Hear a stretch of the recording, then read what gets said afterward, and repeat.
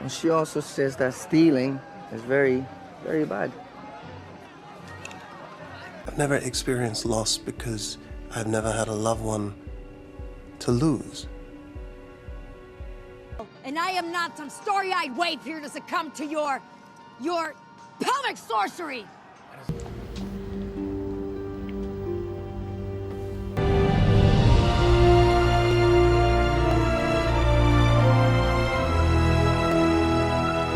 That's how you punch. She's been looking forward to this. No kidding. These two are people who both have a lot of weird dates. At one point, Deadpool and Rogue had a team up that ended up in a kiss. The super strange part of it was that Rogue kissing Deadpool caused her to absorb some of his powers, which also caused her skin to temporarily resemble, well, Deadpool's skin. Not like his actual face, but just, you know how his skin's all, you know what I'm talking about. It's kinda nasty. Deadpool himself felt embarrassed about the whole thing. As much as he was into Rogue, he felt they could never be together because of all the trauma he carried with him in his mind and how he messed everything up. But Rogue just kissed him again, took a closer look inside his mind, and while at first she was somewhat taken aback admittedly, after a breath she said that after the Red Skull, having weight in her mind was basically a palate cleanser.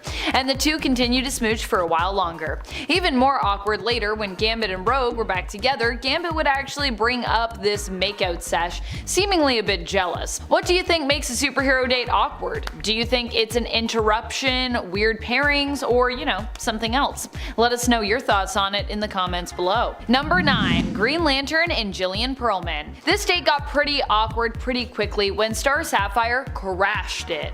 At the time, Hal Jordan aka Green Lantern was on a date with Jillian Perlman when Star Sapphire arrived attempting to steal him away. This Star Sapphire was none other than Hal's old flame, Carol Ferris. Seeing that she was possessed by the power of Star Sapphire, Hal attempted to free Carol and succeeded, but at the cost of Jillian, who found herself next possessed by the power of the Star Sapphires, also awkwardly becoming one herself, and then calling herself yummy. It was weird. It was weird. It was a weird time. And friends, before I move on to this next spot, if you love what we do here at Top 10 Nerd, you need to check out our newest channel, Most Amazing Top 10 Anime. Head on over, hit that subscribe button, make sure those bell notifications are on because you're not going to want to miss it. Number 8. Deadpool and Outlaw. In a weird turn of events, what turned into a long awkward time with Outlaw kind of ended up as like a nice, raunchy, and actually kinda sweet date, I guess, in the end. In typical Deadpool fashion, really. For those who don't know Outlaw, she's a mutant whose real name is Inez Temple. She's worked as a bodyguard for Dazzler before and is also a good friend of Deadpool's. At one point, the two even ended up married. After Deadpool called on Outlaw for some help after being shot, he sought refuge in her place, but accidentally wrecked her apartment as he was found out and, well, you know, attacked there. To make things right, by the end of the Deadpool Suicide Kings miniseries, Deadpool bought Outlaw a new pad and new furniture. That's right, he bought her a whole new apartment. That's so nice. She thanked him, and because she too cared for him and thought what he had done for her was like super sweet, decided to show her appreciation intimately. Think that's all I can really say. I'll let the panels speak for themselves. Number 7. Starfire and Nightwing. Starfire and Nightwing once had a pretty awkward moment on a date when Barbara Gordon showed up. Lots of awkward moments involving this little love triangle for sure. It was a date that Nightwing, aka Dick Grayson, only learned was awkward years later. Babs at one point showed up to Dick's place with flowers and chocolates likely for him, only to have the door answered by a half-dressed Corey. Babs introduced herself, kind of, but she couldn't really bring herself to stay. Too sad to know that she'd already lost Nightwing. Corey never told Dick that Barbara Gordon had been the one at the door, likely sensing that Barbara, you know, needed some time and needed some space. I don't think this was Starfire trying to be mean, I think this was Starfire trying to be considerate in a way. I think that also may have been considered these two women's first meeting in canon, at least at that time anyways. Not sure if it's still considered that, but at the time, pretty sure it was. Number 6. She-Hulk and Thor. She-Hulk and Thor have dated in the past, and while not everyone was a big fan of the couple, the two have had some memorable moments together during their time serving on the Avengers, while also seeing one another. Things can get awkward when you date someone who you also work with. Especially when you're around your other teammates and coworkers. There's a lot of potential for things to get weird. In this case, we're talking about the awkwardness of the Avengers team and their reaction to the sometimes oddly intimate moments that, of course, they witnessed. Case in point, when the Avengers all decide to go hot tubbing together and She-Hulk decides to join them in the buff. Now admittedly, a lot of other people were in the buff, but She-Hulk was really in the buff, standing there in all of her green glory. Thor was very happy to see She-Hulk, as was seemingly Tony, while also feeling a little shocked, but pretty much everyone else was just kind of both like shocked and embarrassed at She-Hulk's boldness. It was an awkward but also kind of cute and funny moment overall. I like that Carol was like trying to cover up Ghost Rider's eyes. She's like, don't look. Number 5. Donna Troy and Terry Long. While She-Hulk and Thor might seem like a super logical pairing, how about Donna Troy and Terry Long? I feel like one of the most illogical things that we've ever done. They were definitely objectively odd together, I would say, and yet they didn't only date. They got full-on married. Despite the fact that Terry was seemingly years older than Donna, constantly flirting with her friend and teammate Starfire, and used to be Donna's professor. Yeah. Can you spell problematic? I'm pretty sure you can just spell it with Donna Troy and Terry Long. Or I mean, I guess Donna Long as she became for a while. I think she kept her name though. Donna Long would be a terrible name, would it not? The relationship would actually go on for quite some time, but eventually even DC realized some of the problems with these two being together. Terry and Donna would have a child together, but later separate, before Terry and their son Robert, as well as his daughter from a previous marriage, Jennifer, were actually killed in a car crash. The really bizarre part was that Terry actually was the one who actively sought to separate from Donna, deeming her too dangerous to be around, and even got a restraining order against her, which is weird. You'd think it would be the other way, but no, Terry was the one that was like, we definitely need to get divorced and I definitely need a restraining order because you dangerous, because you're superhero life. If you're worried about danger, I feel like don't marry a superhero. Just a suggestion to people. Number 4. Miss Marvel and Vision. This one is mainly awkward because it's an awkward pairing. To be clear, when we're talking about Miss Marvel here, we're actually not talking about Kamala Khan, but instead we're talking about Carol Danvers, back when she was known by that hero mantle, Miss Marvel, before she gave the name to Kamala. While Vision is often associated with Scarlet Witch in regards to romance, after the two went their separate ways but were both Avengers, Viz decided to try his hand at dating himself. Wanda at this point had moved on with Wonder Man, and when Vision asked Carol out, I think everyone, readers included, were a little shocked. Carol also was surprised, but after making sure it was fine with Wanda, agreed to the date. The date they went on seemed to be going quite well, but it was interrupted by an emergency call to action, and despite it being a seemingly successful date where both of them had fun, the two never really dated again, as far as we know. If they did date, I think it was off panel because I can't think of any other ones. It's awkward when you have a really good date and then you're like, let's just never see each other again. This was fun, but like, I'll see you on the team, that's it. I don't know, maybe Carol isn't into like android beings or something. Maybe that's what she realized on that date. She was like, I like Viz, but like as a friend. Number 3. Ice and Green Lantern. So initially, Ice and Green Lantern got along pretty well, but then everything changed. Namely, Guy Gardner returned to the man that he'd always been, which meant that Ice didn't actually like him so much anymore. You see, Fire and Ice joined the Justice League of America after Guy Gardner, aka Green Lantern, had suffered from some head trauma that actually caused him to become a lot more cool, calm, collected. He was sweet, he was kind, and that's how the two always knew him. Eventually, however, his true personality would return and take over, and that was when he tricked Ice into going out on a date with him. Kinda like challenging her to do it basically, and she was like, fine, I'll go out on a date with you, we'll see. We'll see if you're actually nice or not. Where did Guy take her, by the way? A theater that shows adult films. Yeah, I think you can imagine how it went. Not so good.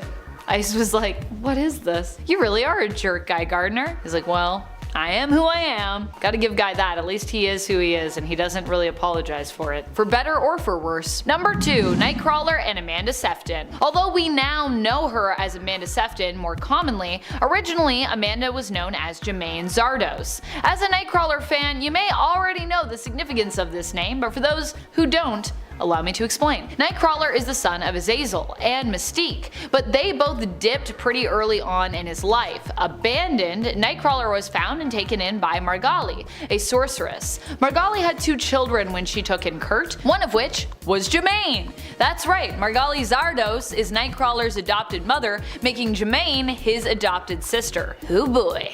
Eventually, Kurt Zardos left his family, became Kurt Wagner, and joined the X-Men. But Jamaine was curious about his leaving and his potential involvement in their brother's death, so she decided to change her name to Amanda Sefton, followed him, and then surprisingly ended up dating him? The really awkward part is that after Kurt kind of figured out that Amanda was actually Jamaine, he still decided to keep dating her. I mean, they wouldn't stay together forever, but it's weird, right? Number 1. Batman and Talia al Ghul. Batman and Talia al Ghul. Some people love them, some people think they're toxic together, some people hate them. I mean, even the moments when I do love them, I personally still think they're pretty toxic together, so yeah. I mean, granted, a lot of superhero relationships are somewhat toxic. Let's just acknowledge that. I also consider these two to be toxic even without considering or, focusing on the fact that Talia in canon forced herself on Bruce, and basically that's how she got and we got Damian Wayne. Yeesh. These two have had plenty of awkward dates, and let's not forget the time they were basically married in secret as well, which also is just a whole kind of weird. I mean, it's just weird. That was a whole weird thing. Really, everything is weird with Batman and Talia. Perhaps that's also part of the reason why people love them together though too? I don't know. I don't really see it. I'm personally very pro Batman and Catwoman.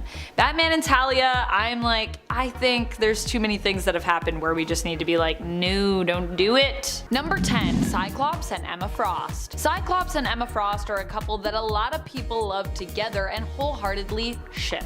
And you know what? I get why. Although when I started working here years ago, I myself was very pro Jean and Psych and anti-Emma and Psych. Over time, I too have come around to 1. Loving Emma, and 2. Loving Scott and Emma together. However, that doesn't mean that when they got together following Jean's death and made out on her grave, it wasn't weird as all heck. Why was it weird? Well, because Jean had just died, and because up until this point, Cyclops and Emma's relationship was kind of in like a weird limbo period, and this was one of the things that cemented it, which feels really weird. However, Jean's Force Ghost, or rather Jean in astral form, had sent a message to Scott to give him her blessing for him to move on with Emma, to live. Or I guess maybe it was Jean in the white hot room. Is that what that's called? The white hot room? I'm pretty sure. Hence why these two made out on Jean's grave and seemingly felt pretty fine about it. And sure, Jean may have also been fine with it as she did give her blessing, but that doesn't get rid of the weirdness of making out on a gravestone, especially the weirdness of making out on a gravestone that belongs to a dead friend, dead lover, and in Emma's case a dead rival and former enemy. Number 9. She-Hulk and Iron Man. She-Hulk and Iron Man ending up together doesn't sound so weird on paper. Both are generally known for being avid daters in the Marvel Universe and having a long list of partners and one-night stands. And ex-partners. They got long lists. However, in this case, it did somehow feel kind of weird. Maybe it had to do with the fact that it was on the down low and they weren't so much dating as just hooking up. Or maybe it was the fact that they were just hooking up and Tony was also She-Hulk's boss at the time. Either way, this is a relationship that I could see working out, but that in actuality turned out to be pretty weird in the comics. And friends, before we move on to this next spot, if you are loving this list and you love what we do here at Top 10 Nerd, be sure to show us that you love us by heading on over to our newer channel, Most Amazing Top 10 Anime, and giving it a subscribe. We're going to be doing lots of cool anime content on there, and we want you to watch it. Number 8. Black Canary and Batman. Probably one of the weirdest dates of all time was one that happened between Black Canary and Batman. If you can even call it a date. It wasn't really a date, but we're going to call it a date for the sake of this list that I can tell you about it. In a former main continuity, these two were actually almost together for a very brief moment in time when Black Canary found herself caught in a weird love triangle stuck between Batman and Green Arrow. However, in the Earth 31 All-Star reality, these two actually hook up after beating up some criminals together. Nothing says romance like a Molotov cocktail and setting people on fire. Number 7. Rogue and Magneto. Rogue and Magneto might seem like an awkward pairing, but you know, they actually kind of work okay together. In fact, they work so well together that in the Age of Apocalypse reality, they end up married and even have a child together. Rogue and Magneto in the main continuity developed a close connection during their adventure on the Savage Lands, but it was cut short when their time together ended. Magneto was forced to choose between the life that he'd known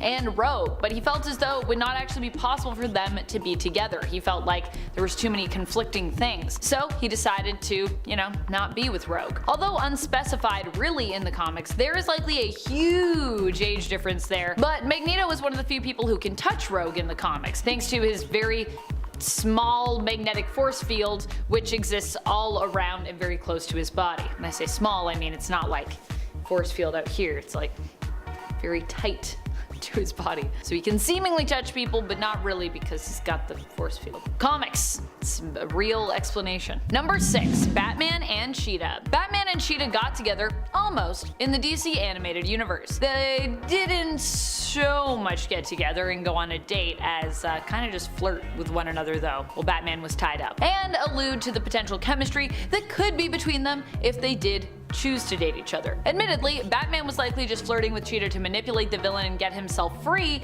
as he was, you know, kind of kidnapped and held at the time. But regardless, it did seem like sparks could fly between these two, even if Batman didn't need to use his sense of compassion and charm to get free. Part of that may actually have been genuine too. And the two did share a kiss while Batman was in captivity. Although, I don't know, captivity kisses, I don't know if they count. It did look consensual though, so I think it was a willing kiss. Number 5. Rogue and Sentry. Rogue and the Sentry are a couple who never dated on panel. Rather, we found out during the Sentry's funeral that these two were even an item, which is already kinda awkward. Why is the rest of it awkward? Well, 1, because Rogue burst into tears over their relationship and the death of Robert Reynolds at said gathering and said funeral, but 2, also because I'm pretty sure Bob would have been married when he got together with Rogue.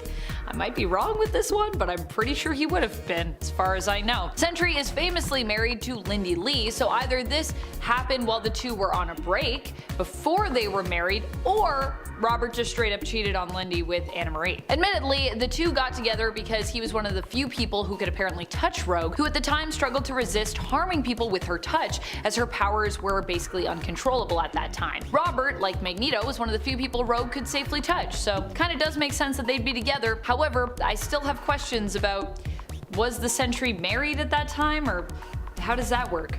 Is that okay? Did Lindy know? Questions. Number 4. Green Lantern and Star Sapphire. Usually when you think of Star Sapphire and Green Lantern together, you're thinking of Carol Ferris and Hal Jordan. But did you know that Carol also dated Green Lantern Kyle Rayner? Their relationship was not only random, but also pretty painful for Hal, who has been known as the long-running off and on again partner of Star Sapphire, Carol Ferris. In fact, the two had an affection for each other back when she was his boss, before they were ever in a cosmic setting. Kyle and Carol didn't last as a couple for too long, probably because the whole idea of them dating felt really weird and random to most fans, and maybe even to them in canon, because it is weird. Number 3. Wolverine and Jean Grey. Jeannie and Wolverine have had a few awkward moments together in the main continuity, and when I say a few, I mean I feel like there's a long list of awkwardness. Like the time that Jean supposedly cheated on Slim with Logan, or the time when Wolverine helped Jean to rip her dress while attempting an escape and he ripped it a little too well and a little too enthusiastically. But one of the most awkward date-related moments for me comes from the end of the world, which they both found themselves at together. This happens in a What If about Avengers vs. X-Men. In the end, not only do all of the heroes who are fighting against one another die,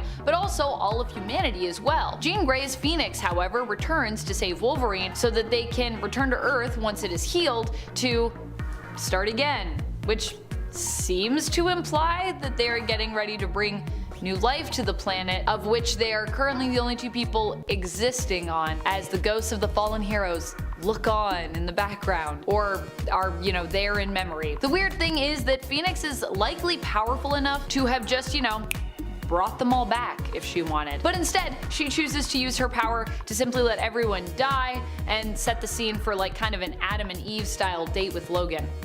An interesting choice, Gene. Number 2, old Batman and Ra's al Ghul? This one comes to us from Batman Beyond, where we see an old man, Bruce Wayne, as Terry McGinnis, the new future Batman's mentor. Old Bruce at one point reconnects with an old flame, who has still kept her youth, Talia al Ghul. The problem? It isn't really Talia, but Ra's, disguised within Talia's body, who is hoping to poach Batman's bod for his own and use the Lazarus Pits to basically make Bruce's form young again. The two share a nostalgic and somewhat romantic evening before this is revealed though, and even at one point share a kiss, which I'm sure when Bruce finds out later that it's actually Ra's, he's like, oh boy.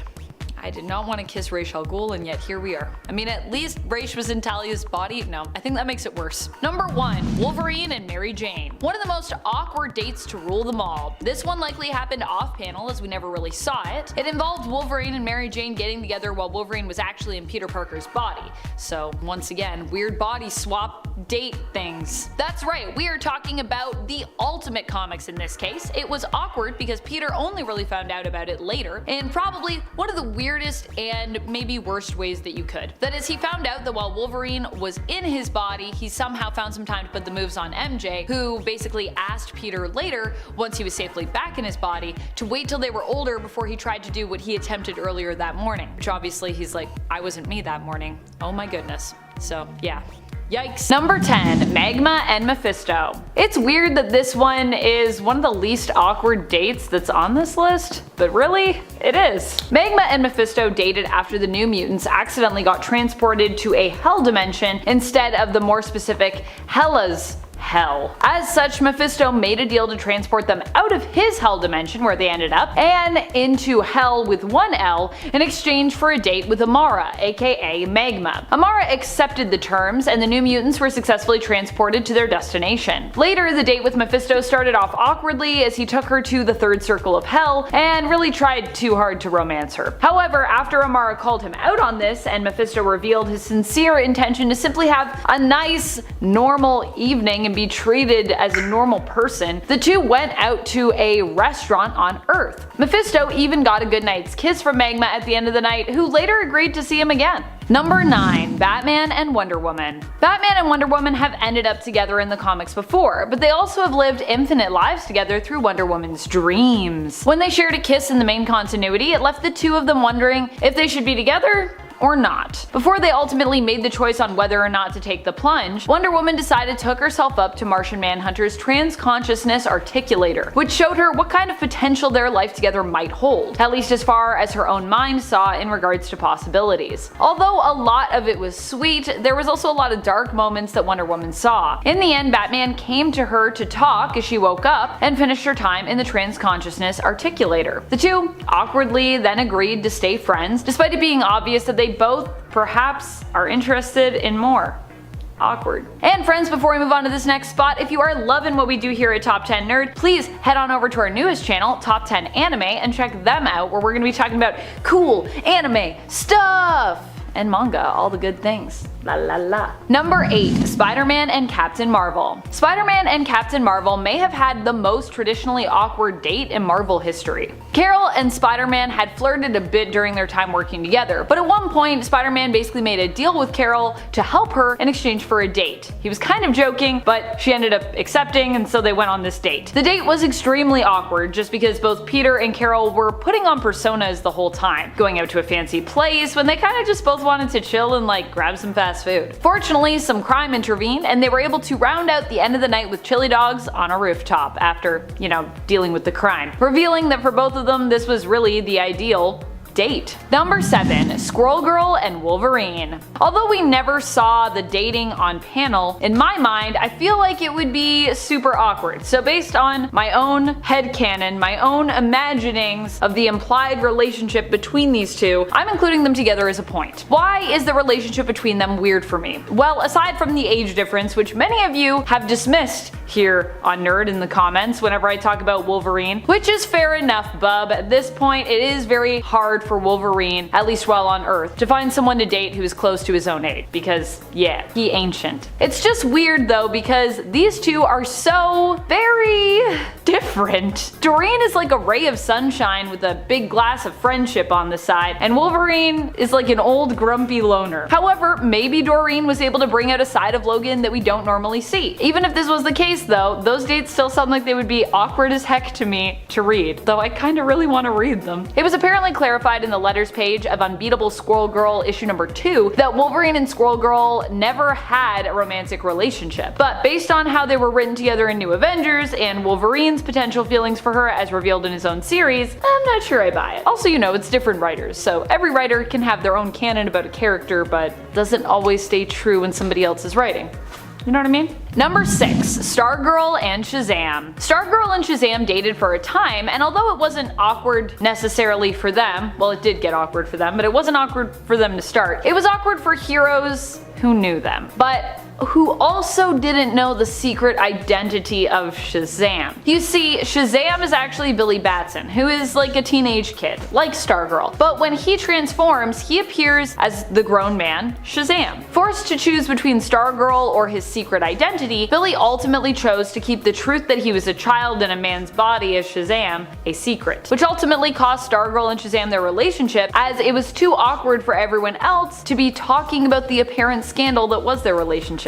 Because, you know, Sam's an adult and Stargirl's a teenager, so people were like, that's not good. Number 5. Silk and Spider-Man. The whole idea of Silk and Spider-Man as a couple is really awkward. One of the most awkward romantic times they had together was when Peter's roommate, Anna, walked in on them together while they were on the roof, getting busy. The two heroes were bit by the same radioactive spider, which initially in the canon made them obsessively lustful for one another. They literally couldn't turn it off, and prisoners of their own pheromones were forced to hang all over one another at any given opportunity, and even at some inopportune times too. Fortunately, this isn't a thing anymore, but for a time, it made their whole dynamic really weird. Number 4. Storm and Doctor Doom. Is there anything more awkward than when your dinner host, after wining and dining you, leans in to encase you in a chrome metal cast? No, I don't think there's anything more awkward than that. Despite the fact that their weird sort of forced dinner date was going well in issue 145 of Uncanny X-Men, Doom decided to ruin it by encasing Storm in chrome. Needless to say, this turn of events on their accidental kind of weird date thing didn't turn out too well for Storm or for Doom either. Storm ends up furious at her predicament, and due to claustrophobia, which she suffered from at the time, created a massive storm that plagued the Earth. Fortunately, once she was out of her casing, the X-Men were able to calm her down somewhat, and disaster was averted. And Storm even let Doom mostly off the hook for that one after he apologized and claimed he wanted a fresh start with her. Number 3. Superman and Big Barda. I suppose we wouldn't technically call this a date, so much as a team up turned sour. This all went down in Action Comics issue 592 to 593, and although it isn't technically a date, it's still really weird and awkward, so I'm including it. Here we meet an old villain from Apocalypse. So old, in fact, not even Big Barda remembers him. His name is Sleaze, and he has a plan to get revenge on Darkseid, who banished him from Apocalypse, and to forge his own army. He plans to use Big Barda's Mega Rod to mind control both her and Superman into making a certain intimate kind of tape that I can't say on YouTube, but you know what I'm talking about. Superman came to her rescue, you see, but when Barda was ready to kill Sleaze for taking control of her for the last 2 days, Superman attempted to stop her because he's Superman, and he's like, you can't just kill people, Barda. No! This caused Barda to think that Superman was somehow being controlled by Sleaze, which allowed Sleaze to actually take control of both Superman and Barda once the two turned on one another. Sleaze set them up to get all steamy together in front of the camera, but fortunately, his plan to ship the two heroes intimately for the sake of the public's enjoyment, so he can get that army and make that money, was foiled by Miracle Man, who came to rescue his wife. Number 2. Green Lantern and Arisia Robb. Maybe one of the most awkward relationships in all of comic book history. Arisia Robb was initially presented as being like a younger sister figure when it came to her and Hal Jordan's relationship. In fact, I think he even at one point calls her little sister. She was also a member of the Corps, the Green Lantern Corps, but she was also kind of like a kid too. That is until she willed herself to grow up. Why did Arisia do this? Well, because she was in love with Hal and she wanted to be with him, but he refused her advances because he felt it would be wrong. After all, she was a kid, and at the time she was a teenager. He was like, this is not okay. However, his tune changed once Arisia aged herself up. Once Arisia was,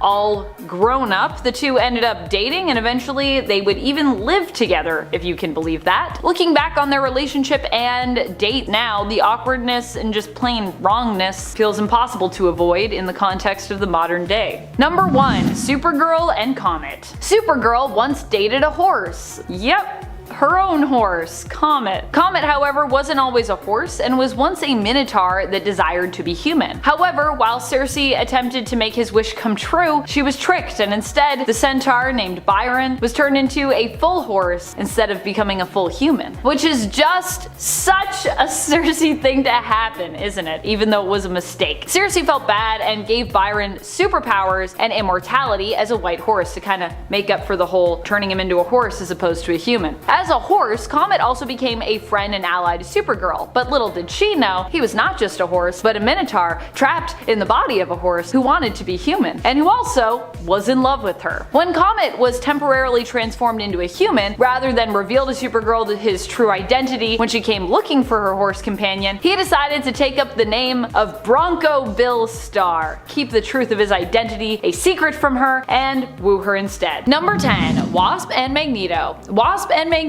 This is a relationship that blew my mind when I first found out about it. For me, it's been a few years now since I've known about this romance and first discovered it, but I'm sure most folks out there are kind of surprised to hear about it still, especially if you are newer to comics. This one was from the original Secret Wars event, where it was implied that Magneto and Wasp may have had a brief affair during the event, or at the very least had a flirtation going. It seems to me that Magneto just has mad riz and is basically able to charm just almost anyone in the romance department, regardless of if they're an ally to him or perhaps are even his enemy. Wasp herself was not entirely immune to his charms, it seems, though she did, I think, lean more into the romance in an attempt to survive and to potentially see if she could get vital information out of him. And friends, before we move on to our next spot on this list, if you love what we do here at Top 10 Nerd, be sure to let us know you love us by clicking that like button. Number 9. Cyclops and Psylocke. Cyclops is typically a hero you'd think of tied to Jean Grey, aka Marvel Girl, or maybe you prefer him with Emma Frost. Psylocke, on the other hand, has had a few different partners, with none of them being super iconic for me. She's been with Phantom X if I had to think of loves who perhaps were the most iconic for her, I guess. However, most people would never think of shipping Psylocke with Cyclops, especially when we consider that at one point she also kind of flirted with Havoc, I believe. But here we are, comics. Cyclops and Psylocke had a flirtation going strong in the early 90s. It was clear that they both wanted each other, with Psylocke even at times competing with Jean in an attempt to steal Scott away from her. Oh, the 90s. What a time of strange romances. Number 8. The Flash and Raven. The Flash and Raven are a couple most people do not think of when they think of Teen Titans, or as they are now, just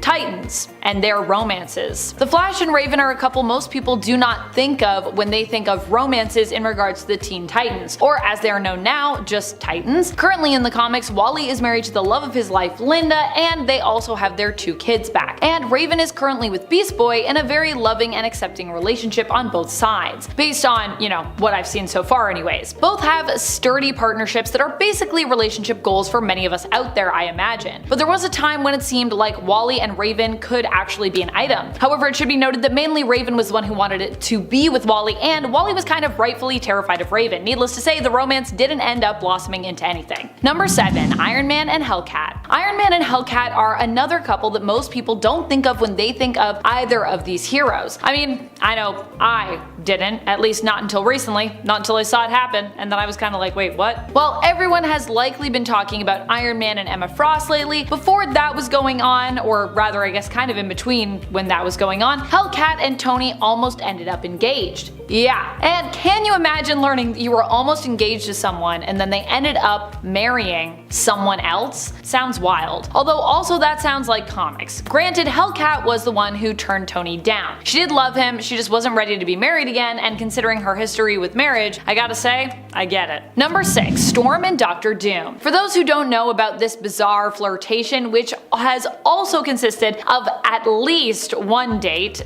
but one very strange date, and another more diplomatic dinner between the two rulers, though I'm sure Doom wanted it to be another date, this might seem like an odd pairing. But yes, this is a thing that happened, and oddly, it even kinda works as a ship, to be honest. Even though the date ended extremely poorly with Storm trapped in a chrome casing, her worst nightmare, as at the time, she was still suffering from claustrophobia. It's clear that there is chemistry between these two. In fact, there is even an alternate reality where Doom successfully made Storm his queen, and the pair even have children together. Number 5. Raven and Wallace West. Raven and Wallace West is not a relationship I ever expected to see happen, especially when you consider these characters being from completely different eras in comics should in theory have a pretty large age gap between them. But this being comics, apparently that is something we're just kind of supposed to ignore. It's especially weird though when you consider that, as I previously mentioned, yes, Raven used to have the hots for Wally West, Wallace's much older cousin. At least that was the implication on the age gap between those two that I got when Wally was the Flash and Wallace was his kid Flash during Rebirth, so that also makes it really weird. Number 4. Scarlet Witch and Loki. While this never fully came to fruition, it was such a weird and compelling flirtation, a dance, literally, that we witnessed between Scarlet Witch and Loki that I felt I had to share it with you. I feel like Loki and Wanda have had a bit of a spark now and then in the comics, but it came to a head more recently in the Scarlet Witch series by Steve Orlando and Sarah Pichelli, with Lorenzo Tometa in this issue as well. The issue in question is issue number 8 of the recent 2023 series. When Wanda is tasked with helping a mountain giant of Jotunheim, Arkin, who hopes to reclaim his honor and convince Loki to let him act as a leader for his people, she confronts the newly dubbed God of Stories, and during their dance, duel of honesty and flirtation, the two seemingly realize they have more in common than both of them and us, the readers, might at first suspect. However, in the end, Wanda ultimately decides that their relationship cannot proceed because she still cannot trust Loki to be honest with her, as she observes that he still sometimes struggles with being honest with himself. Honestly, touché. Number 3. Superman and Hope. Superman and Hope are a couple that most people don't think of when they think of Clark. This is because most people either think of Superman and Lana Lang, or more commonly Clark and Lois. Hope, however, was a recent dalliance that Supes had from his long-standing romance and now a rock of a marriage with Lois. She was a Green Lantern that Superman ran into when he was basically stranded away from home. The two had a romance that lasted honestly quite some time, but Hope, who was a Green Lantern, although at first she didn't know it, wasn't willing to part with Clark, and even when a viable way home was found for him, she actually fought to try and keep him by her side. However, he did make it home in the end, and of course made his way back to Lois and she to him, despite the strain Clark's time away put on their relationship. Number 2. Jean Grey and Pyro. Jean Grey and Pyro are a romance you definitely wouldn't expect to see in the comic, but in the first volume of the Marauders comic series, this couple did appear, albeit only in an illusionary world that Emma Frost basically created to prevent Yellowjacket from fully infiltrating Krakoa. Instead, this was a fantasy that Emma chose to feed the villain, who had hitched a ride inside Pyro following a run-in with Homines Verende. In the illusion, Pyro returns to Krakoa where Jean is seemingly waiting for him. The two kiss before riding off in his sporty hot rod with the top down. Island life. Number 1. Martian Manhunter and Fire. Martian Manhunter is not a hero who is often known for his romances. This is because he mainly is known for one romance that ended so tragically that it seems it affected his ability to love, romantically at least, in the future. That would be the tragic loss of his wife, child, and often in many cases entire homeworld, something John never really gets over in the comics. He's also often a stoic, calm figure whose personality just doesn't seem as well suited to romance or passionate love affairs in regards to his stories. However, in the DC Black Label comic Human Target, we learn of a surprising romance he has with the fellow Justice League International member, Fire, that actually very strangely works in regards to his character. His love affair with Fire plays on his own fear of the element of fire, and it seems he enjoys the pain, the fear, and kind of that rush from that experience. Pretty freaky, to be honest. The heated affair for Fire is more about using John, sadly, but as Martian Manhunter is an insanely powerful telepath, it seems likely that he knew this the whole time, but he was kind of just willing to accept that part of the relationship in exchange for some steamy, freaky nights. Number 10. Mystique and Deadpool. Deadpool gets around, and so does Mystique, in fact. So it's only fair to assume that the two ended up crossing paths at some point. In holy matrimony even? Maybe. So in Deadpool number 27, titled The Wedding of Deadpool, we find out that Mystique and Wade were married. That would be the best wedding of all time. Well, the love wasn't true or strong enough to last, as shortly after he asked her to sign the divorce papers. He's also been married quite a bit, so this isn't his first divorce rodeo, that's for sure. So why didn't the couple work out? Well, Mystique, being Mystique, was actually just using Wade, sort of like a way into Weapon X so she can steal some files. Classic Mystique move. The issue itself is quite enjoyable and funny. We even see Wade visit the lovely Niagara Falls. Maybe he goes over in a barrel, I'll never tell. Number 9, Winter Soldier and Black Widow. This is one that audience members have talked about seeing for a while on the big screen, like they want this. If the MCU had worked so that Bucky and the Avengers got more time to hang out, this might have ended up happening. I could see it. I think there's more to Natasha and Bucky, because in the comics, Bucky trains Nat in the Red Room. And then in the MCU, Natasha talks to Steve about the Winter Soldier and how she's tried to stop him before. So she knows about his existence in that universe, just how much we don't really know yet. But with Black Widow being a prequel to Iron Man 2, I feel like we're gonna see some sort of flashbacks or something that involves Bucky. I think it's going to be full of cameos. Natasha was given this serum in her origins, of course, and I hope they include this in the movie where she ages slower. So her and Bucky are around the same age in the comics, funny enough. And she knows him as James back in the day, you know, before the Winter Soldier stuff. So could the comic book hookup just be a one-time thing? Or will we see some sort of flirtatious behavior with the two in her solo flick and some saucy flashback scene? Let us know below. Do you want to see this? Is this kind of like a weird thing? I know people want Bucky and Cap to be like a thing. We were all rooting for it, but hey, it's never too late. Number 8, Happy and Pepper. Yeah, I just said that. This one would never happen in the MCU, but just imagining it is pretty hilarious and weird. So yeah, in the comics, they were a thing. There was this sort of love triangle actually that happened going on with Pepper, Tony, and Happy.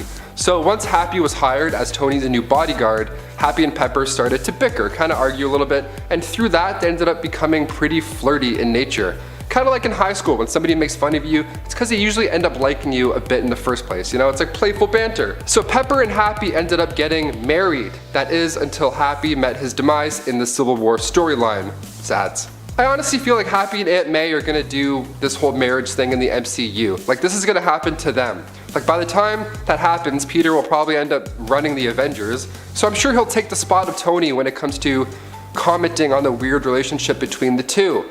Only I'm sure it will be more lighthearted and fun in nature. Kind of like what we saw with him in Far From Home. Solid dynamic, I'm here for the both of them. Or maybe Spider-Man is gonna get pissed once Happy dies, and that's gonna be like his way of like coming back in. Or maybe Aunt May will die, and then he'll be even more pissed. Oh my god, we have a lot of things to work with. Number 7, Nightcrawler and Jamaine. This one is juicy. Imagine you're dating somebody, and then you find out that they're actually an adopted sibling. Like, that's a weird conversation to have.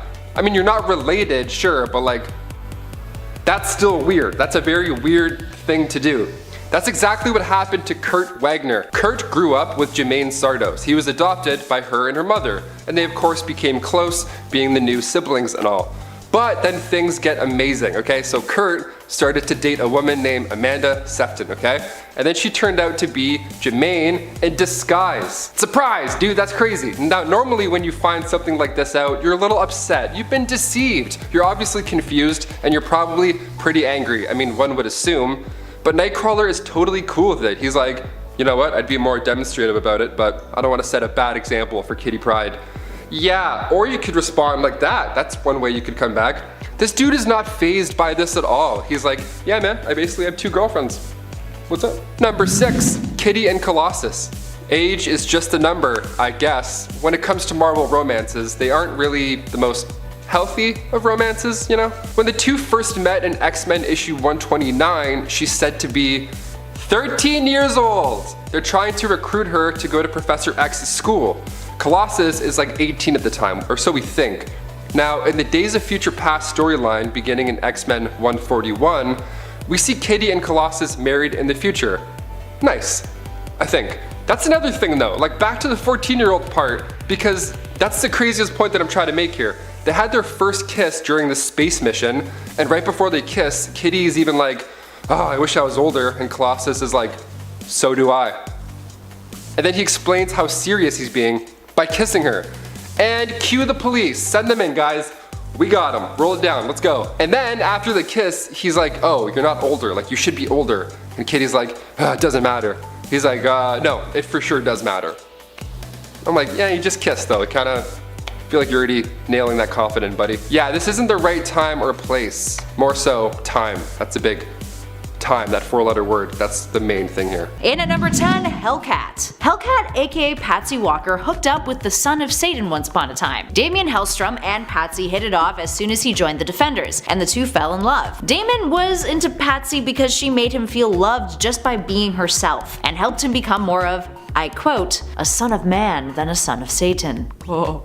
And what did Patsy get out of this? Well, she thought he was super hot. Just, oh damn, look at that Satan symbol on his chest.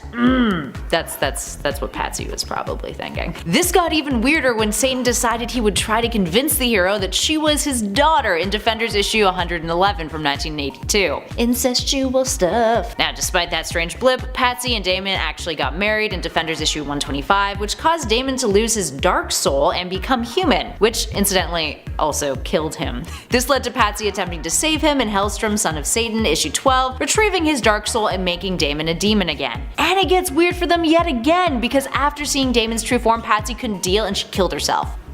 She'd return eventually, as all comic book characters do, except for Uncle Ben. And in Marvel Divas issue 1-4, Damon reappears to Patsy after she's published a tell-all book about her life, and offers to heal her friend Firestar's cancer in exchange for Patsy's soul. And really, it's all just a narcissistic ruse to Damon, who is just pissed off that he was barely mentioned in Patsy's book. So, yeah. Narcissism goes hand in hand with demonic sex. In at number 9, Buffy. Vampires are considered pretty damn demonic in the Buffyverse, and Buffy, the Vampire Slayer, has hooked up with not just one, but 2 vampires, having complicated romantic relationships with Angelus, aka Angel, and Spike over the course of 7 seasons of the TV series, which now continues the story in its comic books. Buffy began a relationship with Angel in the first season of the show, which would implode in the second season when his soul was removed and he reverted back to his homicidal, sadistic ways. Being the big bad of that season, the two of them split up and Angel ran off to LA to start his very own television spin-off, while the two were still kind of always each other's OTP, or as far as Sarah Michelle Gellar is concerned, and also myself. Spike, who was initially supposed to be a one-off villain, ended up sticking around for later seasons of Buffy, and the two began a romance. Spike was tormented by the fact that he had fallen in unrequited love with the Slayer, and after Buffy died and was brought back to life and suffered through a very traumatic season 6, the two would eventually kiss. But it was a pretty toxic relationship, and Spike once sexually assaulted the Slayer, so no bueno. In the end, he sacrificed himself for the greater good, finding himself on Angel's TV show after Buffy's series ended. Plus, her pal Xander was also in a long-term relationship with a demon named Anya, so the whole series just has a whole lot of intermingling when it comes to the supernatural and who gets you off. Willow's a witch. It's really just a metaphor for being gay. And at number 8, Deadpool and 2 people actually for this one, Shikla and Zatanna. So we have our first double offender here on our list. Yes, there are more. Deadpool hasn't hooked up with just one demon, but 2. Let's start off with another child of Satan's, the creatively named Zatanna, who Deadpool saved from the results of a high-stakes poker game with 5 geeky dudes. It turns out these geeky dudes are actually some bigwigs in the demonic world. Specifically, they are Dormammu, Lucifer, Mephisto, and 2 other guys, who wanted to marry the succubus daughter of Satan in order to become the heir to hell. Now, Zatanna lost her soul in said poker game, having to be married to the demon who won, until Deadpool stepped in and married her first. In exchange, she endowed him with powers that let him defeat these demons, causing them to retreat. Zatanna immediately broke it off with the Merc with a Mouth though, keeping half of his soul as part of their divorce. She wasn't the only demon that he's married though. Deadpool had an on and off again relationship with the demon Shikla, who he had been paid to go and fetch after her father had put her in stasis as a means of keeping her safe from Dracula. They got married, but after a bunch of issues arose in their relationship, Shikla would do the unthinkable and ditch DP for the last man that her dad wanted her shacking up with, Dracula himself. It's fine, Deadpool's really in love with Mistress Death, so it's all good. In at number 7, Zatanna and Constantine. So, Constantine classifies as part demon. He once got a blood transfusion from the demon lord Nergal. Nergal is a demon, which is enough to classify him as a demon half in this pairing. Now, when Zatanna first hit the scene, many of her adventures consisted of trying to find her birth father. This quest led her to the Justice League of America, further colliding her with other heroes, including Constantine. Now, after she found Daddy Dearest, her and John would have an on and off again affair, while he was dating one of his other love interests, Emma. This affair would always always be complicated by the fact that Constantine was somewhat responsible for her father's death, having been the one who organized a seance in which her dad sacrificed himself to protect her. The romance would continue to be explored after the New 52 relaunch in the Justice League Dark, with the two of them being exes but on good and civil terms. And we'll be talking about some other demonic love interests of Constantine later on in our list, where he is actually the more human half. But for now, on to our next number. In at 6, my personal favorite, Mephisto and Rogue. Oh, this pairing kills me. It is so absurd and so weird, and of course it's Rogue. Remember when she shacked up with Magneto for a hot second in the 616 and then for a long minute in the Age of Apocalypse timeline? Yeah, girls got some interesting taste in love interests, and also a thing for dudes with the letter M as their first initial, but not Gambit. He doesn't count. Once upon a time, there was a fun little miniseries called Mephisto vs. the Marvel Universe, and in it, he was all about collecting those hot female superhero souls for his lonesome self. He hit up the Invisible Woman first, then Jean Grey, and then by the 3rd issue, he had his sights set on Rogue. Rogue's thoughts during this brief entanglement consists of her debating about whether or not she's feeling this demonic makeout. She goes through an emotional roller coaster, stating that her mind is blown by the fact that she's able to touch someone and kiss someone, but then she is triggered by the fact that it is with, I quote, a creature like Mephisto. She then gets freaked out by the fact that he is old, or as she puts it, so incredibly old. Now after they kiss, Rogue is almost mean about it, saying, I quote, "You're like me. No one ever wants to touch you, to know you. Only with you, it's like 100,000 times worse." She's basically like, oh man, my life sucks, but yours is so much worse, dude. Like, you're way more lonely than I am. And he legit responds with, bah, spare me your pity, as if he's like not hurt by it. She's so mean. Rogue then Nancy Drews his MO of taking souls as a substitute for real contact, and then she makes it about her, so he macks her some more to get her to shut up. Problematic storylines, gotta love them, but it's a demon. Anyway, long story short, Rogue absorbs his soul collecting abilities, and then he tries to use her in the 4th issue to steal Thor's soul, and then it's revealed that this was all just a convoluted scheme to screw around with Hela. Yeah. And also apparently to get some. Number 10, Batgirl and Batman. Did you think you were safe from the rooftop aggressive "you're not my real dad" lovemaking scene of the animated Killing Joke adaptation? Well, think again. The Killing Joke adaptation made some changes to the Barbara storyline, as there is a circle out there who feel that the Killing Joke is misogynistic, and that as a female comic fan you should not like it.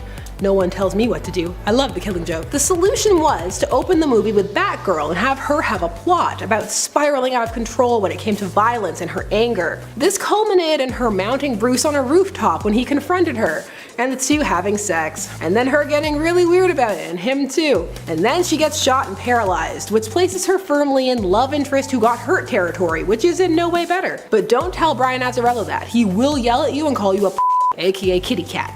Look it up, it happened. Now this movie involved Bruce Timm, who has long liked the idea of Barbara having a crush on Bruce. He first hinted at it in Batman the Animated Series. And okay, but it's very much his headcanon that keeps making its way into canon, because he has the power. It also made it into the Batman Beyond verse, where she would miscarry his child. Sleeping with your son's love interest, and one of your close friend's daughters. Classy. Number 9, Scarlet Witch and Quicksilver. Of course, we're going to talk about the incestuous relationship between twins Wanda and Pietro Maximoff from the Ultimate Universe. That is Earth 1610. This is a relationship that occurred cause edgy and cause it would make you care more about Wanda. This is one of those facts about the Ultimate Universe that people will never forget. It's up there with the Blob eating the Wasp, and then Giant Man eating the Blob, Tony and Black Widow's sex tape, Miles Morales. It also was odd cause the comic would shame Captain America for being squicked out by this. It would be all like, Capsicle, get with the times, banging your sister in the bushes while Wolverine watches, it's what the kids want.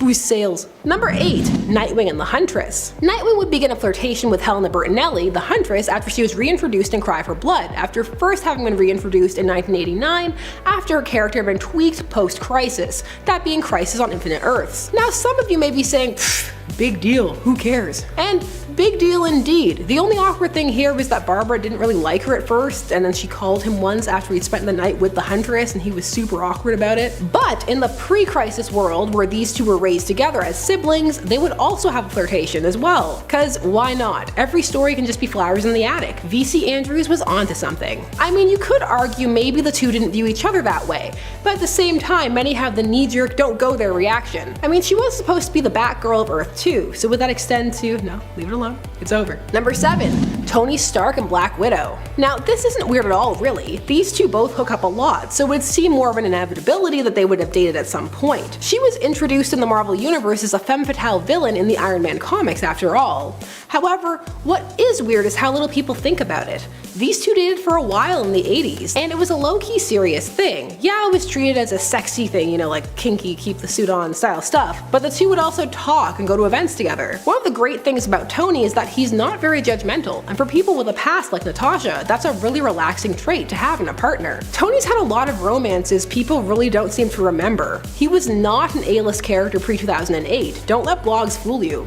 People knew who he was, but C-list maybe. That's not shade, just fact. You can be cool on the C-list. Black Widow, for her part, has more iconic canonical romances, such as Hawkeye, Daredevil, The Winter Soldier, which, seriously MCU, major missed opportunity. Why bring it up in Civil War if you weren't gonna do anything? Yeah, there's still time, but seriously, all those peak interest opportunities. Number 6, Magneto and Rogue. Magneto and Rogue are actually a pretty iconic couple, and yet for many people when they see them, they react with ew. So what is the pull between Rogue and the Master of Magnetism? It started in the Savage Land as kind of a fling, but then became a full-blown relationship in the alternate timeline Age of Apocalypse. And that bled back into the main verse, where they have hooked up multiple times. And she even had a thing for his clone. Joseph wasn't his clone, it was a whole thing. So why is this a thing? Because it's weird. When you see people on forums, they gripe about it, but at the same time, there must be a group of people who like it. How old is Magneto? It's nebulous. I mean, it varies. Also, some people age him up just because of his gray hair, or they try and actually fit everything into a timeline. But in a realm where people are hooking up with vampires and people as old as Wolverine and Mystique, who are we to judge? I mean, I know who, people on the internet. But honestly, these two have had some interesting storylines. I know he's not Gambit, but it's okay. You know she'll always bounce back to Gambit, their endgame. Number 5, Thor and the She-Hulk. This sure is a relationship that is happening/happened. We're dealing with a modern era Jennifer here, so the one who is more reminiscent of the Hulk than ever. She looks like him, struggles with her transformations like him, and also has a bit less control, though she's getting that back, like him. Some would argue in their move to modernize her by making her quote-unquote ugly, which she isn't actually, just buff, and that opens up a whole other can of worms. They've made her more Hulk-like than ever. But you know who digs it, or dug it, before Carol beheaded him? Thor. Thor helped Jennifer regain some control over herself and is super into how mighty she is. Now they can smash together in more ways than one. I'm so sorry. Some would deem this weird because it just kind of seems to come out of nowhere, like, who can help Jennifer? I know, Thor. Why? Of course, for some, this is perfect, and these two have had some really sweet moments. And when they combine abilities, like with Gamma Lightning, that's pretty cool. Number 4, Rogue and Deadpool. Deadpool and Rogue were on the same team that Deadpool actually bankrolled, Uncanny Avengers. And she would actually find herself drawn to him, and the two would share a kiss that would somehow involve the transference of his appearance to her, which really, that's not a power.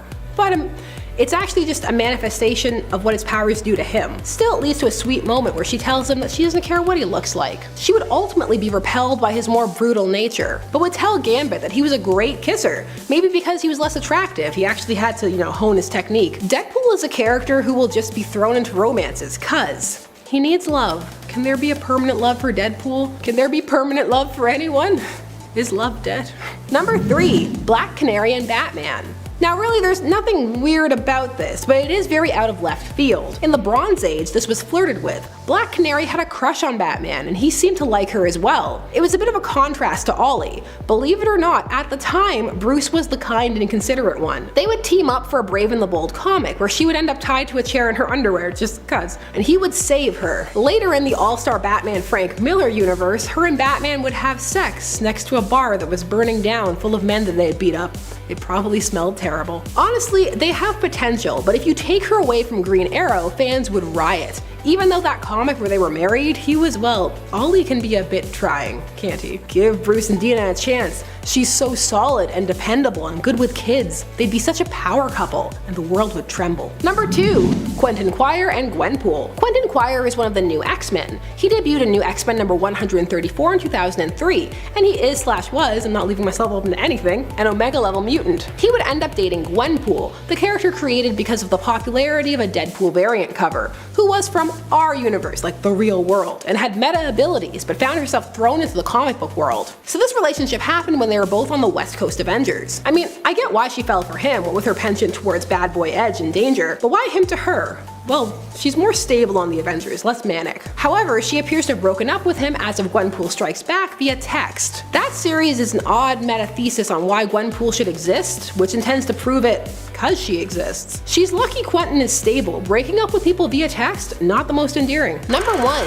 Captain Marvel / Shazam and Stargirl. That's right, love for Billy Batson. Shazam for a period was working with the JSA, the Justice Society of America, and on that team was Stargirl. Now most people don't know Billy's true identity or the fact that really he's a young teen, but Courtney did, and she was surprised to find they were actually the same age. The two had crushes on each other, so he actually proceeded to ask her out.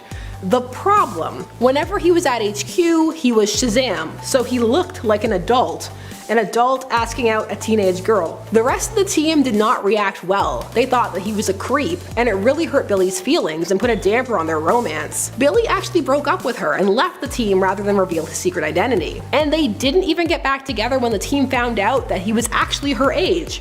It was sad. Judgment killed their love. Moving on to number 5, we have Luke Cage and Silver Sable, and Priapus. Okay, so here's a slightly odd addition to our list, and one that was done without consent, making it particularly nasty in retrospect. Consent matters. Seriously, jokes aside. Anyway, back to the silliness. It involves the demon Priapus, like I mentioned, who first graced the pages of Marvel's comics in 1993 in Terror Inc. issue 10. He is the Greek god of male fertility and horticulture. He is also a demon who is said to be very physically endowed, yet horribly ugly. A walking paradox. I'll let y'all make that call for yourselves though. He also claims that ecstasy is his life, so that's a thing apparently. In 1993, the two heroes alongside Terror fought against Priapus in a crossover story called Cage for Love Nor Money. During the battle, Priapus incapacitates both Cage and Sable with orgasms. He does this by kissing Sable and then touching Cage on the head, and then gives him this whole long dry speech while they're just shaking there dealing with these allegedly mind-blowing orgasms. Can't even make this up, guys. And at number 4, Mystique and Azazel. X-Men member Nightcrawler is the product of a mutant and a demon rubbing nasties. Mystique, his biological mother, who is blue and has shape-shifting abilities, hooks up with Azazel after developing a crush on the Niafem. In Uncanny X-Men issue 428, Mystique, who wants to get married to the demon, learns the hard way that sometimes dudes just want a one-night stand with a blue mutant inside of a church. In the aftermath, Azazel is all like, "Girl, never confuse physical passion for a condition of the heart. Since the dawn of mankind, the two have rarely gone hand in hand." She's like, yeah. Whoa. But also is still like really upset about it because she does like kind of love him. He's just like the ultimate demon boy. He also impregnates her with Nightcrawler, who she is forced to abandon in order to save from an angry mob. But Azazel's like, yo, I'ma save you and then give you to my sister and then everything is dope. He did that too. He's hip, he is with the kids. And at number 3, Etrigan and Lady Xanadu and Lady Blaze. Etrigan loves the ladies. He is also another double whammy on our list. So for starters, Etrigan is Jason Blood, a mortal man bound to the demon Etrigan, meaning they share their love interests, which sometimes gets complicated. In Batman the Dark Knight issues 4 and 5 back in 2011, Etrigan makes an appearance when hunting down a demon running rampant in Gotham. Turns out this demon is a servant of Lady Blaze's, who then strikes up a deal with Etrigan to fully restore his power in exchange for him being her consort. Jason Blood is like, nah man, I'm good. Like, this chick's a demon, I think I'm going to pass. But Etrigan is like, yes please, and overpowers Jason. Etrigan eventually realizes that Blaze is lying in order to take advantage of him.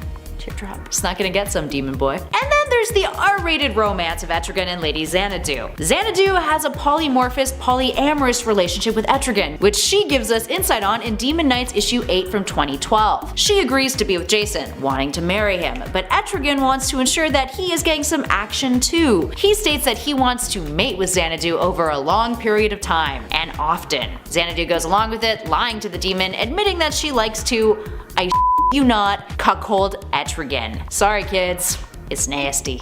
In at number 2, Constantine and a lot of other demons. Zatanna is definitely one of Constantine's higher quality hookups compared to some of the other individuals in the DC universe that he's knocked dirties with. And by quality, I mean she is human, or rather a metahuman, but that's still totally fine. She's got all the normal human bodily bits that you would expect a human being to have. But Constantine, oh, he has a variety of preferences. Yes, he does. He's hooked up with a succubus named Ellie plenty of times. Ellie's true form involves very aggressive nipples and this demonic aesthetic. Fun.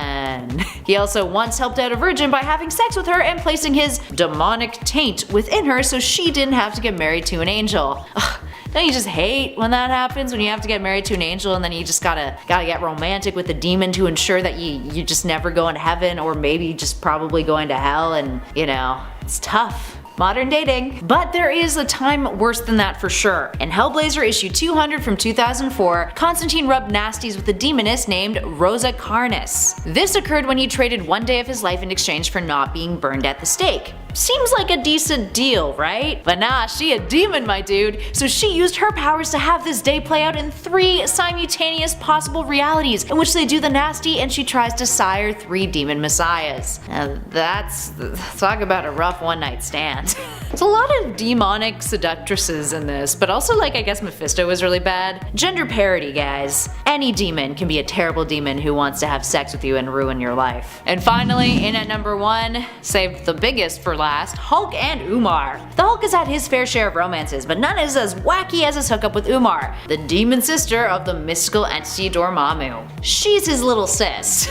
Kind of hard to imagine him having any family whatsoever, but this is a thing. She also lives in a tower where she like kind of kidnaps the Hulk and then hooks up with him as seen in Defenders issue 3. And oh boy, at first he wasn't feeling it at all, so like there's some consent issues there, but then wabam. After 6 whole minutes of them doing the dirty, he can't take it. He's so overwhelmed with ecstasy that he can't keep up with her. He even reverts back to Bruce Banner afterwards. Now, keep in mind, almost nothing is capable of reverting Hulk back to Banner. Once upon a time, like the only thing that worked was puppies. So apparently Bruce Banner will not be the Hulk if you give him puppies or mind-blowing sex. Take what you will from that. Umar would make a cameo later on in the Incredible Hulk issue 633 when he was Worldbreaker Hulk. She showed up in a portal that was shaped like a mouth and chilled him out by having sex with him, of course. This time with their banging, forming a giant mushroom cloud in the process. Yeah. Number 5, Wolverine and Squirrel Girl. Yeah, this one's weird. So in part 1 of this list, I had mentioned that Wolverine, when he was with a young Mary Jane Watson, which is just a wild time. If you haven't seen part 1, you gotta go watch it. It has some fun stuff in there. Turns out he has this weird history as well with Squirrel Girl. And this has been speculated for a while now, and it comes down to a simple page of text. In New Avengers issue 7, we see the two talking as if something had happened. Something rather intimate, that is. A little intimate. Squirrel Girl is like, well, I hope we can agree to be professional, you know? And Wolverine's like, of course. You look amazing. And she's like, oh, you do look good too. There's just something there. This is not a conversation, like I don't catch up with my buddies and be like, hey, how's school? Good, you look amazing. You do too. I'm like, yeah, let's be professional. They're like, oh, what? Why wouldn't you? This is a normal thing. This becomes more evident come Wolverine issue 8. Emma Frost had entered Wolverine's mind and literally found a room called Sexual Fantasies. And then Emma's like, I know I'm gonna regret going into this one. And maybe she was right, because upon opening the door, none other than Squirrel Girl herself is hanging out in this room. Proof? I don't know, proof of a weird fling? I think so. Number 4, Wolverine and Storm. Now, whenever Wolverine is in the picture, you know somebody's gonna get hurt, whether it's physically or emotionally. So Storm and Wolverine were always flirtatious. They were the cool kids of the X-Men. They didn't exactly get involved with a lot of the drama. They were too cool for that, you know? Besides, Wolverine was too into Jean Grey anyway, so his hands were full. Now, after a divorce, that's a tricky time to do stuff. Even flirting with a coworker after a divorce, it just looks way worse now more than anything. The timing is just ill. Storm divorced Black Panther and then things got interesting. The two of them ran the Jean Grey school and hit it off. Now, the two of them could have just gone on to become the best of lovers, but Wolverine had to go ahead and die, not giving the relationship the proper light of day. And number 3, Gamora and Iron Man. Now, at the start of Endgame, we see Tony Stark and Nebula stranded in space after the events of Infinity War. The two weirdly got along. I mean, yeah, they both bonded over losing a massive battle that resulted in lots of their family and friends dying, so it's kind of easy to let bygones be bygones, you know? Tony and the daughter of Thanos in one ship playing games, you gotta love it. Now, what if I told you that this isn't the first time Tony has gotten close to one of these mad sisters? Tony and Gamora, believe it or not, have hooked up before. So the panel starts with Gamora being all shy and cool. She has like her drink and she's like, oh, you're gonna have to do better out here. And then Tony responds in his classic Tony Stark manner, I can do better. And then it immediately cuts over to the next page of both of them lying in bed. He's all tucked into the blanket, like the shell head looks like he's shell shocked, to say the least. I think Gamora's chill about it. She's like, yeah, I'm gonna go back to the bar. And Tony's like, all right, cool. And then after she leaves, he lets out a small, ow, which, pretty obvious. Number 2, Scott Summers and Emma Frost. We've all been in class and maybe you see your high school crush on the other side of the room. You start to daydream, maybe you're putting your pencil through your hair, doing all that cute and you start to daydream of talking to them, maybe even dating them. You can't help it, right? All those hormones flying around through your high school head. High school's wild, man, what a weird time. Cyclops loves the telepathic types, so this exact scenario could get him in quite the pickle if he did anything like this, which he did. So after Emma becomes Scott's therapist to say, some things get heated. So she used her telepathic powers to enter Scott's mind to help him get through past traumas, you know? What a good friend. So naturally they get pretty close, maybe a bit too close. The affair happened in their minds, which is why this is one of my favorites on this list. Like Jean Grey walked in on them in their/her minds, all the minds together. Superheroes are insane, man. So Emma Frost pitches the situation pretty well. She's like, no, we'll be in deep private thought where it's safe to explore these feelings without guilt. And he's like, Emma, I'm clearly betraying my wife, come on, get out of my head.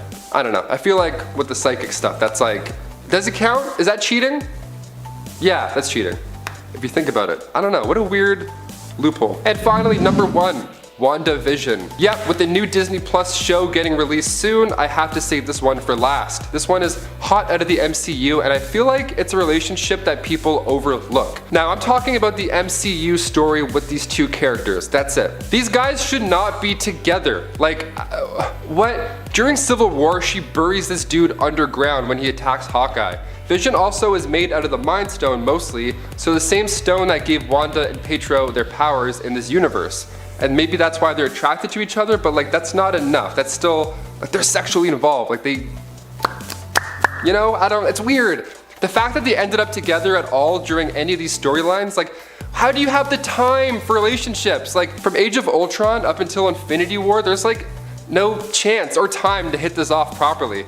Like that's the biggest red flag couple. And sure, this last one is just my opinion, but I feel like I'm not alone here.